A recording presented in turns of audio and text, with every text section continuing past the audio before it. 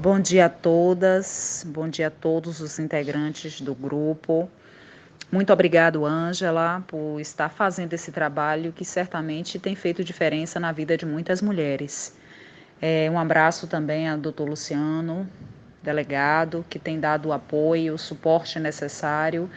E é isso, eu sou a capitã Silene, eu trabalho na Operação Ronda Maria da Penha, aqui em Salvador. Esse período eu estou afastada porque estou de licença maternidade, mas Ângela me fez o assim deixar de ter esse momento com todas vocês, porque acredito que o conhecimento é transformador.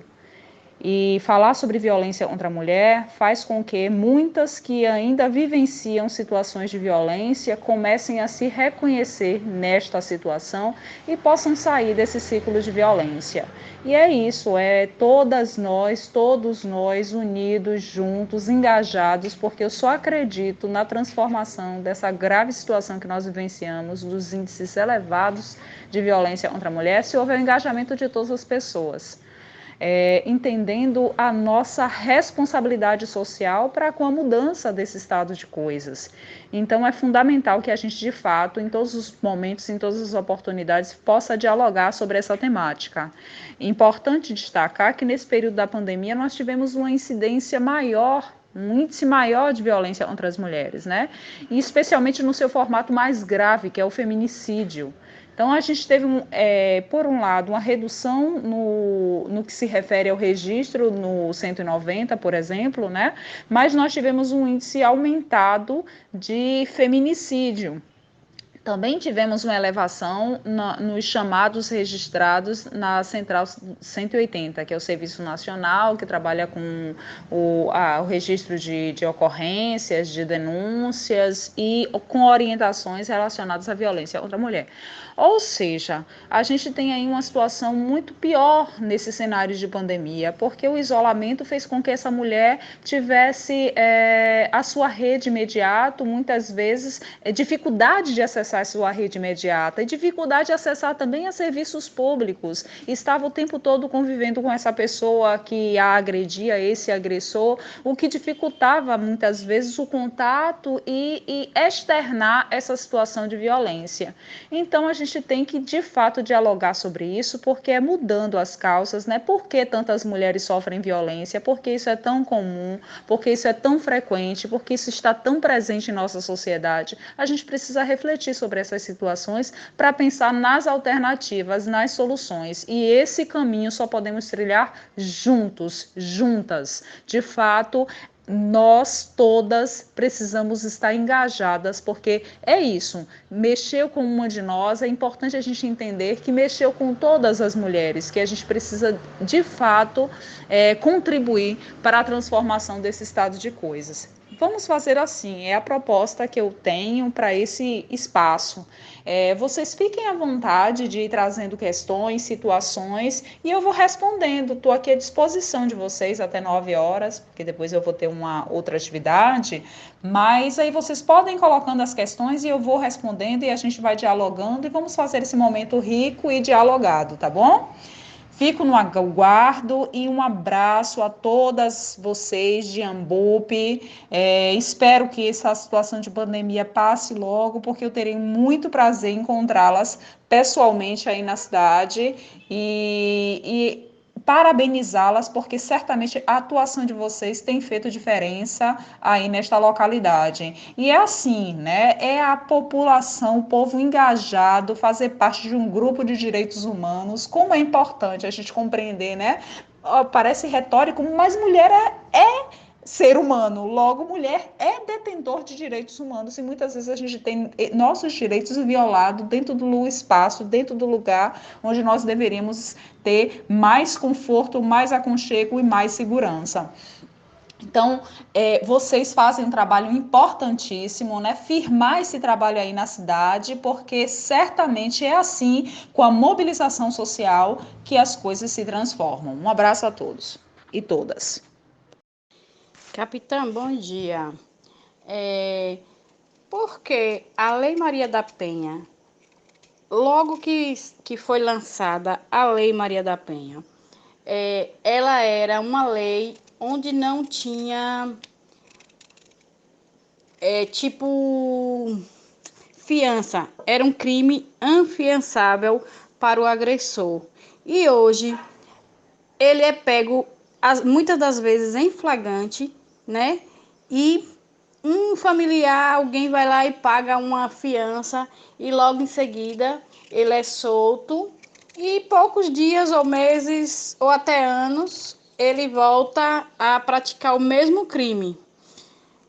Bater, espancar, até mesmo cometer o feminicídio. E a punição, assim, ele não tem uma punição severa. Que, para mim, se hoje eu fosse uma autoridade, eu colocaria na Lei Maria da Penha uma lei severa para esse agressor. Tipo, você vai ter um julgamento no qual você vai determinar tantos anos de prisão. E essa lei, pelo pouco que eu ando entendendo e vendo, ela não está se expandindo. A cada dia que passa, a violência contra a mulher só aumenta, só aumenta. Muitos casos são denunciados. E as mulheres, às vezes, por medo, não denunciam. Às vezes também por gostar de apanhar, não sei, né? Porque já que hoje nós, mulheres, temos todos... Tem todo esse privilégio de ter uma lei a nosso favor, que antigamente não tinha, mas hoje nós temos. Por que não denunciar? Por que não ter uma lei mais severa para esse agressor? Uma prisão preventiva, no caso, ou sei lá, até mesmo uma pena de morte, porque eu sou a favor da pena de morte para certos tipos de caso.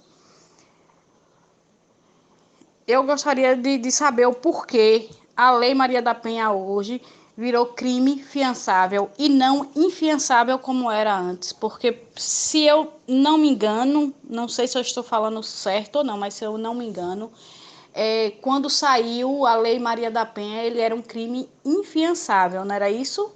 Ou estou enganada? Olá, querida.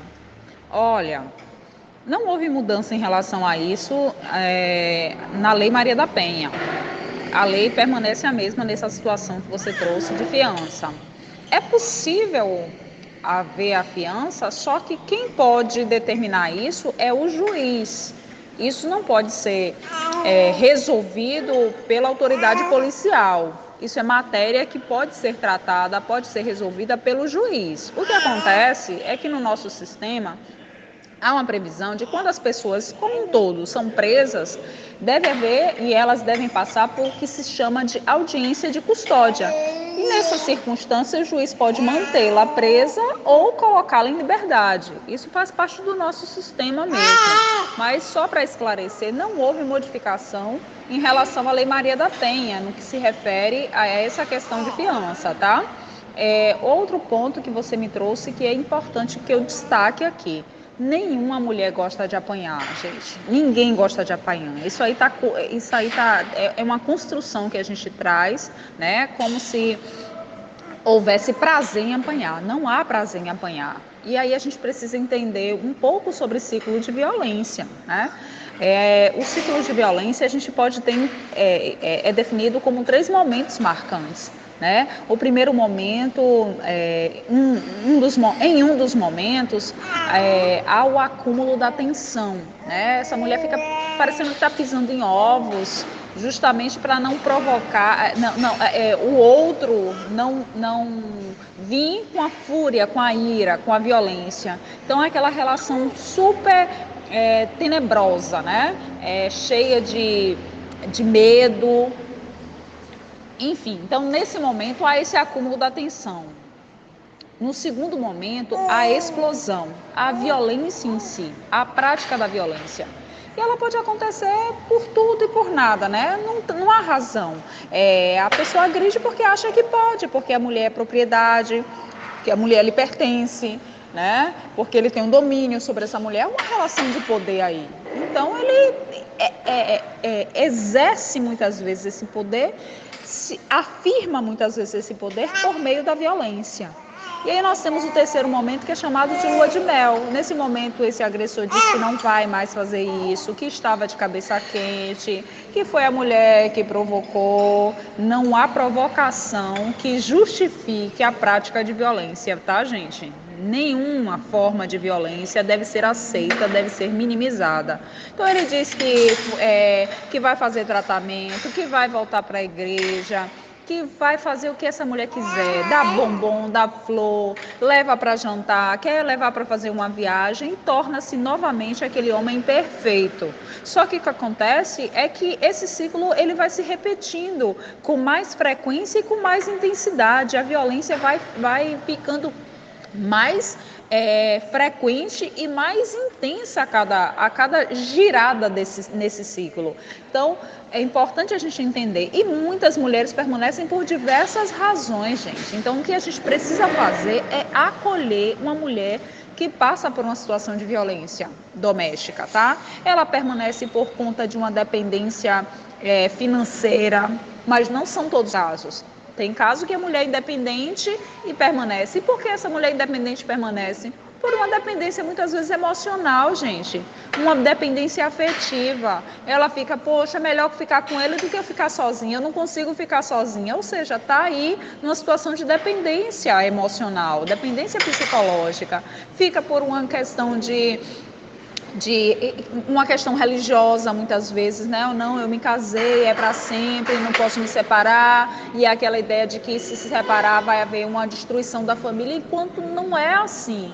A destruição da família está quando a violência faz parte, porque os filhos, todas as pessoas que fazem parte daquele núcleo familiar estão assim em uma situação de desagregação com a violência, né? Isso traz reflexo quando tem filhos para a vida adulta, inclusive. Já há pesquisas que demonstram isso. Então, o que não é bom é permanecer na situação de violência. E certamente o que Deus não se agrada é justamente de ver suas filhas, seus filhos vivenciando situação de violência. Isso eu acho que não há prazer em Deus com esse tipo de comportamento, tá? Então, não há destruição da família, é um resgate, inclusive, da família quando você consegue, de fato, romper com os ciclos de violência, né? Você preserva, pelo menos, duas pessoas, o próprio agressor e a mulher que estava sendo agredida, né? E também, se tem filhos, os filhos. Então, permanece por uma questão de não querer expor isso socialmente, né? Ah, como é que pode? Se eu for denunciar e as pessoas vão ficar sabendo, ou seja, tem várias razões para essa mulher permanecer. Cada uma permanece por uma situação, mas não porque gosta de apanhar, gente, porque ninguém gosta de apanhar, tá bom? Outra coisa importante é que a Lei Maria da Penha, ela não visa só a punição, tá? Ela trabalha no campo da prevenção, ela trabalha falando da importância da educação, de ressignificar essas relações desiguais de gênero. Então é importante a gente dialogar por que isso acontece com tanta frequência. Muitas vezes esse homem que agrediu essa mulher sai desse relacionamento, vai para outro e agride essa outra mulher, ou então retorna para esse relacionamento e volta a praticar violência. Ou seja, a gente tem que trabalhar sim no campo da prevenção, né? Saber as causas para, de fato, conseguir atuar de modo significativo nas consequências, diminuindo os efeitos da violência, porque só o aspecto legal não resolve o problema. É parte da solução, mas não é a única solução. Capitã, bom dia. Obrigada por aceitar o convite. Essa semana presenciamos um caso. A vítima é cristã, ela é casada e sofre violência doméstica, porém se recusa a denunciar. Ela relata que o amor tudo suporta. Ele bate, xinga, ele mantém ela em cárcere domiciliar, todos os contatos dela são todos passados por ele. Ela quer falar com a mãe que mora no interior, ele que disca e ela fala. E ela disse que não vai denunciar para que não haja um escândalo na religião, na congregação a qual ela faz parte. E quando a gente questiona, denuncie. Ela diz que Deus falou que o amor tudo suporta. E nós sabemos que isso aí é uma pessoa mal informada, uma pessoa que realmente já sofre uma agressão psicológica. Eu queria muito que a senhora falasse sobre a agressão psicológica, que é um dos piores fatores da violência doméstica. Capitã, nossa querida amiga Angélica quer saber o que pode acontecer com um homem que força sua esposa ter relações sexuais. Gente, respondendo essa pergunta aí, muito importante, quando não há consentimento, quando não há vontade, o que se tem é violência sexual. Não é porque a mulher é casada ou já tem um relacionamento estável há muito tempo que há obrigação marital dessa relação, porque havia uma construção antiga, né, de que como se o sexo fosse parte de uma obrigação marital. Não, gente, o sexo só deve ocorrer quando há consentimento, quando há vontade das duas pessoas pelo menos envolvidas nessa relação. Se não há consentimento, se não há vontade de alguém, esse alguém é obrigado, o que se tem é violência sexual. Então, nesse caso que você me trouxe aí, o marido obrigou a mulher a fazer relação sexual, ele estuprou a mulher. Isso é violência. Recentemente eu ouvi uma mulher, ela me consultou sobre isso. Meu marido me obrigou a fazer sexo. E aí, isso é o quê? Eu falei, isso é estupro. Eu não me senti bem. E a partir daí, toda vez que ele chegava, eu ficava ansiosa, eu ficava com meu corpo tremendo, ou seja, o corpo estava dizendo para ela que ela sofreu, que ela estava sofrendo violência. Então, isso não pode acontecer, gente. Não há obrigação marital em manter relação sexual, não. A relação só deve acontecer em qualquer circunstância quando há vontade das pessoas envolvidas. Se não há vontade, o que se tem é violência. Então, se o marido obrigou a usar ou não usar anticoncepcional, violência sexual, porque o corpo pertence à pessoa que o detém, né? O corpo da mulher é da mulher. Então é importante a gente frisar isso. A gente tem que estamos juntos, partilhamos uma vida, né? Quando a gente tem um relacionamento com alguém, a gente está junto, partilha a vida. Contudo, a gente deve preservar a autonomia dessas pessoas, tá? E o respeito envolvido entre essas pessoas. Se uma pessoa força a outra, se o marido força a mulher a manter relação sexual contra a vontade dela, o que se tem é estupro, é violência. Não é possível a gente admitir esse tipo de comportamento, né? E ele faz isso porque ele acha que ele pode, né? Porque a mulher é dele, porque ele é como se ele fosse o proprietário, dono daquela mulher, daquele corpo, tá? Então, se porventura também outra situação de violência sexual que acontece, infelizmente, bastante hoje, uma mulher vai manter relação sexual e diz assim, olha, não, eu só vou manter relação sexual com camisinha. E aí, na hora do ato sexual, ele vai e retira essa camisinha. Isso é violência sexual. Tá? Então, estou dando alguns exemplos aqui de situações de violência sexual que são frequentes, mas a gente não deve admitir, ok? E uma outra coisa, no campo legal, estupro é um crime inafiançável, tá? Então, esse homem pode vir, né, a ser investigado, responder um processo criminal e ser penalizado pela prática desta violência, certo? Então, é importante ficar claro que há também repercussões criminais, repercussões penais para o homem que pratica estupro. Ok? Então, está convivendo com a esposa, forçou o ato sexual, isso é estupro. E estupro é crime e deve ser punido sim.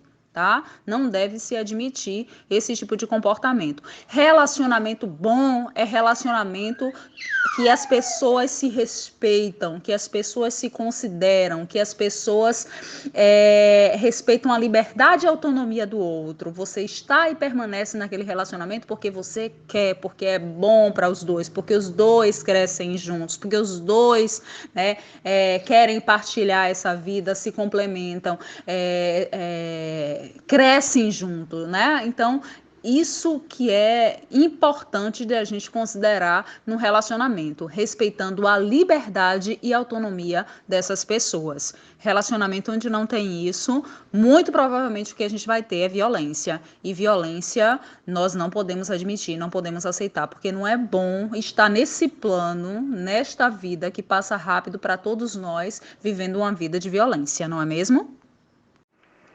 Capitã, eu queria muito que a senhora esclarecesse no grupo o que é um crime de feminicídio. Gente, um pedido aqui de Ângela foi que eu tratasse sobre feminicídio. Feminicídio é a morte da mulher em razão dessa condição de mulher. Essa lei que trata do feminicídio foi feita em 2015, foi editada em 2015. Isso é importante enquanto política pública, inclusive, né? Porque aí a gente consegue distinguir as situações exatamente o que gerou a morte daquela mulher, se foi em razão da condição de mulher, no contexto de violência doméstica e familiar, ou pelo menosprezo ou discriminação à condição de mulher, o que a gente tem é feminicídio, tá? É a morte dessa mulher em razão dessa condição de mulher, ok? E a gente tem tido um aumento significativo dos casos de feminicídio aí, ok? Capitã, aqui no grupo se encontra, né? Claro, pessoas vítimas da violência, pessoas que eu estou acompanhando de perto e muitas estão com vergonha de falar. Nós sabemos, né, que muitas estão passando ainda por uma situação de casulo. E muitas delas estão fazendo a mesma pergunta. O que elas devem fazer? Aonde elas devem ir? A quem procurar? Porque quando elas vê o agressor na rua, as pernas tremem, elas sentem ânsias de vômito, muitas têm até dor de barriga, muitas não querem nem sair com a filha porque tem medo do agressor encontrar e matar as duas. Então eu queria muito, muito essa mensagem de encorajamento. Eu preciso que a senhora faça isso com essas mulheres. Pessoal, alguns esclarecimentos, tá? Então, se vocês sabem de alguém que está vivenciando uma situação de violência doméstica, né? Dê o apoio, o acolhimento necessário, sem fazer julgamentos, né? Sem ficar, por que você continua? Isso aí você já está julgando. Então, essa pessoa já está sofrendo uma violência. Não seja você a pessoa a praticar mais uma violência. Então, dê o acolhimento, fortaleça essa pessoa, essa mulher que está vivenciando essa situação de violência, de modo que ela consiga sair o mais rápido possível desta situação de violência, porque isso é a garantia de vida.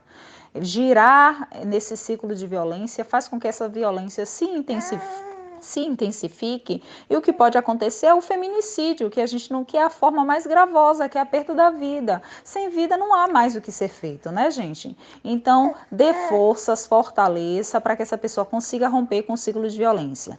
Estou em casa e estou ouvindo uma mulher que está sendo agredida. Chame, ligue o 190 para que uma viatura mais próxima possa ir até essa residência dessa mulher e parar essa situação de violência e adotar as medidas legais necessárias, certo? Eu tô com uma amiga que tá passando situação de violência, mas não quer denunciar. Tem outros caminhos também. É possível, por exemplo, você ir fortalecendo de modo que ela consiga ir rompendo com esse ciclo de violência. Há alguns serviços que são bem interessantes. Aí em Iambupe, eu não sei se tem CRAM, mas certamente tem CREAS ou CRAS. E eles trabalham com o atendimento com assistente social, com psicólogo e com a assessoria jurídica, acompanhamento jurídico. Então, o trabalho do CRAM, do CRAS ou do CREAS, né, vai auxiliar no fortalecimento também dessa mulher para que ela possa romper com esse ciclo ciclo de violência, né? Faça com que essa mulher saiba que pode contar com você, né? Que tem o seu apoio sem julgamentos. Outra possibilidade, né? É possível essa mulher solicitar uma medida protetiva de urgência, e esse pedido pode ir via delegacia, se o caso for denunciado, né, e aí ou for registrado na delegacia, então é possível ir junto com o registro da ocorrência na delegacia, ser feito um pedido de medida protetiva, é possível ser feito esse pedido pela Defensoria Pública, é possível esse pedido de medida protetiva vir pelo Ministério Público ou mesmo por advogado particular. Esse pedido de medida protetiva é encaminhado para o juiz ou a juíza respectivo da vara competente, que vai analisar esse pedido e expedir o pedido de medida protetiva, né? E como exemplo de pedido de medida protetiva, digamos, esse agressor, ele fica entrando em contato pelo celular, fica perseguindo essa mulher, vai onde ela está e ela já disse que não quer mais aquele relacionamento. É possível um pedido de medida protetiva de modo que esse homem não se aproxime dessa mulher, não entre em contato com ela por nenhum meio. É uma medida protetiva possível, tá? Então a medida protetiva vai ser aplicada a depender da necessidade dessa mulher, do caso concreto. Não, a gente mora na mesma casa, a gente tem filho, ele me agride, e aí, como é que pode fazer? E, nesse caso, outro pedido possível de medida protetiva é o afastamento desse agressor do lar, né? Ele ser obrigado a sair dessa residência, porque ele pratica a violência, e ele vai para outro lugar e não deve se aproximar dessa mulher. Então, são possíveis pedidos de medida protetiva de urgência. Isso está lá na Lei Maria da Penha. Então, a Lei Maria da Penha é uma lei muito importante enquanto política pública de enfrentamento à violência contra as mulheres. É importante a gente conhecê-la e é importante a gente estar trabalhando para fortalecer, para efetivar a aplicação da Lei Maria da Penha, tá bom? E coisa importante a destacar, gente, que uma vez com a medida protetiva de urgência, se esse agressor descumpre a medida protetiva de urgência, está lá na Lei Maria da Penha, tratando do crime de descumprimento de medida protetiva de urgência, ele pode ser preso em flagrante. Se tem lá a medida protetiva que ele não deve se aproximar de Nhaninha e ele se aproxima de Nhaninha, nesse caso ele está descumprindo a medida protetiva de urgência e ele deve ser preso em flagrante delito, tá? Por um novo crime, que é o crime de descumprimento, ok? Ou seja, esse agressor pode responder pela violência em si e também por descumprir a medida protetiva de urgência. Isso é muito importante, é um mecanismo da lei fundamental para garantir a proteção dessa mulher. E isso é algo assim extremamente significativo, né? No enfrentamento a essa violência. É saber que tem mecanismos públicos sim para que essa mulher se sinta segura e consiga viver sua vida sem violência. Nós da Ronda Maria da Penha trabalhamos justamente com isso, né? As mulheres que já têm medida protetiva de urgência deferida, nós garantimos a segurança dessa mulher por meio do acompanhamento personalizado dessa mulher, fazendo visitas rotineiras, de modo que ela consiga se sentir segura e possa retomar sua vida sem violência. Então, é um trabalho bem interessante que nós fazemos lá na Ronda Maria da Penha, né? E a gente tem sim ajudado a transformar a vida de muitas mulheres que passam por situação de violência, fazendo esse acompanhamento direcionado, personalizado, de modo que ela se sinta segura, rompa de vez com essa situação de violência e retome a vida dela com autonomia e liberdade. Gente, ninguém gosta de sofrer violência, ninguém gosta de apanhar, ninguém gosta de ser maltratado, tá? A essência nossa é de estar numa vida em que haja segurança, em que haja conforto, em que haja aconchego, em que haja respeito. Ninguém gosta de ser maltratado, ninguém gosta de ser destratado, ninguém gosta de ser desrespeitado, ninguém gosta de sofrer violência. Essa pessoa pode estar na situação de violência por diversas razões, como eu já disse aqui. Pode estar por dependência emocional, psicológica, pode estar por uma questão religiosa, pode estar por uma dependência financeira, pode estar por uma questão de acreditar que deve permanecer nesse relacionamento porque casou e é para sempre, uma questão de imposição social, pode estar por uma pressão familiar, porque, por exemplo, os seus familiares, sua mãe, suas irmãs, seus irmãos dizem, não, a mãe, por exemplo, pode dizer, não, eu passei por isso e suportei porque você não vai suportar. Então, pode estar por diversas razões. O que a gente não pode fazer é julgar, tá? A gente não deve julgar, porque essa pessoa já está sofrendo uma violência por parte desse agressor. Não sejamos nós autores de mais uma violência, né? Por meio desse julgamento. Mas porque você você gosta de... Isso aí é julgamento, gente. Isso aí não contribui em nada para enfrentar a situação de violência. Tenhamos respeito umas às outras, tenhamos sororidade umas para com as outras, tenhamos empatia umas para com as outras, entendendo que se afeta uma de nós, afeta todas nós, ok? Então, o que eu posso fazer? Eu posso acolher essa pessoa que eu sei que está em situação de violência, de modo que ela saiba que ela não está sozinha e sem julgamentos, porque isso vai favorecer com que essa mulher rompa o mais rápido possível com esse ciclo de violência, e isso é garantia de vida. Então, vou estar ajudando sim essa colega, essa mulher, essa companheira, essa pessoa que eu conheço, a sair dessa situação de violência e ter a sua vida preservada. Então, essa é uma atuação fundamental e isso nós todas podemos fazer. Gente, eu queria registrar aqui o meu agradecimento por estar participando desse momento aqui com todos vocês. Eu estou à disposição para continuar dialogando, respondendo as perguntas, participando. Agora eu vou precisar interromper um pouco, que eu vou participar de uma aula. E aí eu vou ter que prestar atenção nessa outra atividade aqui, mas eu estou à disposição para o que vocês precisarem. Aquelas que não fizeram perguntas, eu reitero, eu estou à disposição, ou que estão passando por uma situação de violência e gostaria de um apoio, de um auxílio, de uma orientação, estou à disposição para ajudá-las no que for necessário, tá bom? Podem ir no meu privado, mandar mensagem, que eu estou à disposição. Agradecer a Ângela pelo convite, porque eu acho isso, que o trabalho é de todos nós.